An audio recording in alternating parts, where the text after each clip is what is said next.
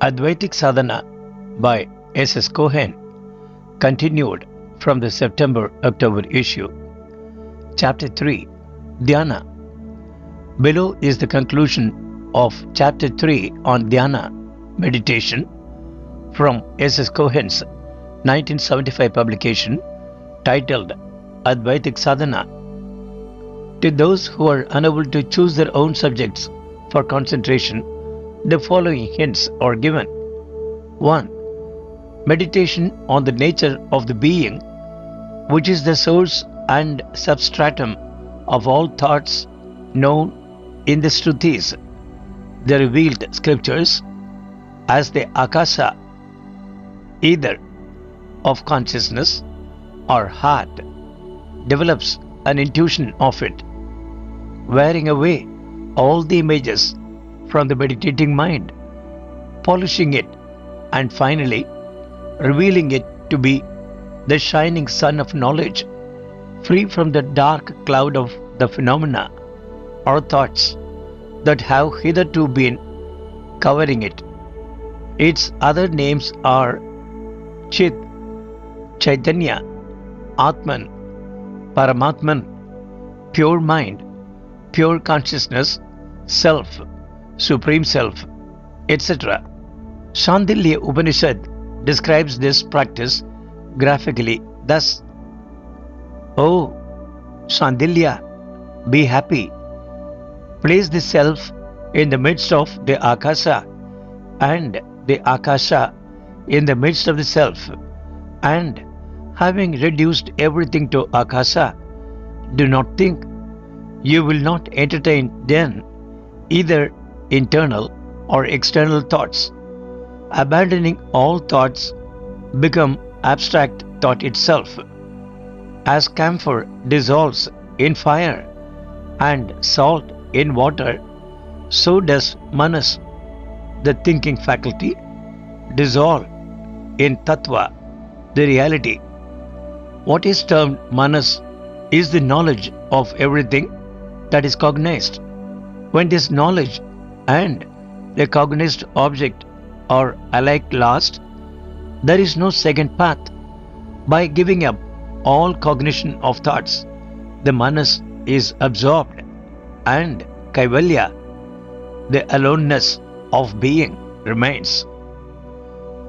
It will be observed that this approaches the reality, Sat, Chit, Ananda, existence, consciousness, bliss, from its Chit aspect, that is, as consciousness. 2. Another helpful method is to begin meditation with a happy mood, with no object in view but the feeling of happiness in the heart.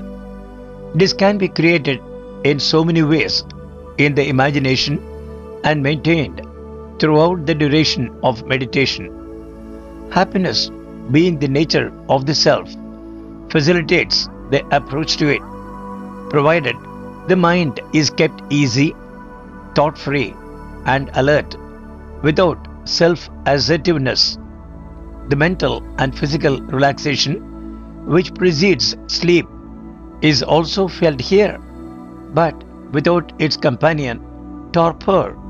This should be held on to for as long a time as possible, and whenever a thought appears, it should be immediately checked to prevent a return to the welter of thinking and feeling. A conscious, thought-free, and happy alertness is the principal ingredient of this method, and when made firm by practice, it will eventually turn out to be the very consciousness of the quest. If a blank state supervenes in meditation, it should be ignored and not dwelt upon, for it will dissipate in the course of the practice. The thought of the blank is more harmful to the meditation than the blank itself. This approaches the reality from its Ananda, bliss aspect. 3. Sri Ramana Maharishi takes the search for the root of the eye sense to yield the best results, and so it has proved to many of his disciples. It is based on the undeniable fact of one's own existence, which is self-evident, and as existence is, by its very definition, eternal and absolute, tracing one's I to its source is bound to reveal its truth. The common man identifies this I with the body and becomes inextricably involved in the complex problems of the body. But the seeker has since a long time detached himself from the grossest form of this identification, as is proved by his spiritual urge. When he appears before the Guru and determines to dedicate himself to the life of the spirit, it is obvious that his body-I relation has become attenuated enough to break down when persistently challenged by investigations which in this school consists of the self-inquiry, who am I? The knot which ties the one to the other grows looser as the seeker's attention is more and more diverted from the insentient body to the nature of his sentient I.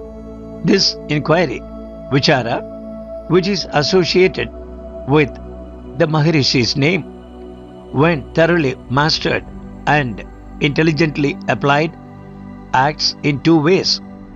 By meditation, it wards off all other thoughts and retains the mind's purity, and by analysis and reflection, it exposes the insentience and transience of the body as contrasted with the infinite, intelligent I which pervades it as life and consciousness. As the water in which a sponge has been soaked alone remains after the sponge is removed, so does the intelligent pervader of the body alone remain when the body or body thought is cut down by the dual process of vichara and dhyana. This approach to the absolute is from the sat or being aspect. 4. There is yet another method which is used in dhyana yoga by the few who cannot straightaway begin meditation, namely breath control, pranayama. A vast literature has been written on this method, with which, however, this yoga does not concern itself, except for the sole purpose of stabilizing the mind. It is a proven fact that breathing and thinking function simultaneously in the waking state, so that if the breath is controlled by a special exercise, the thinking faculty follows suit as a matter of course. With alternate inhaling and exhaling, there comes in between them a short period of rest called kumbhaka, which secures a corresponding rest in the mind, and which by practice can be lengthened at will to bring the attention to a focus from which the dhyana can start on its own. This is the strict use that the dhyana yogi makes of the pranayama. If he goes much farther than this or fails to resort to dhyana, he ceases to be a dhyana yogi but a digressor into practices which lead to unpredictable ends. The foregoing few methods of dhyana are, let it be clearly understood, mere hints to the sadhaka to include in his own peculiar approach. Hints are also the Guru's directions. Meditation, being the spontaneous urge of the external man to surrender himself, his thoughts and feelings, to the eternal in him, is purely individual, so that it may be truly said that meditation has as many forms as there are meditators. It may even begin with an external worship, upasana, or devotional outpourings, and gradually mellows down to the point where thoughts are suspended. including that of the worshipped object, leaving the yogi's own self alone as the ultimate residue. In all cases, the external worship has eventually to turn upon itself and become self worship, which is the highest bhakti, parabhakti, than which there is no higher. It has to be remembered that one and only one method should be used at a time, or else the yogi will be completely baffled. If he is in doubt about the advantage of his approach, he should try the one that he thinks suits him best. Give it a fair trial and then abandon it should it prove unsuitable till he finally stumbles on the best and easiest. Generally, yogis find their own form of meditation almost from the start, as naturally as free water finds its own level by an immutable natural law. Continued in the January-February 2007 issue.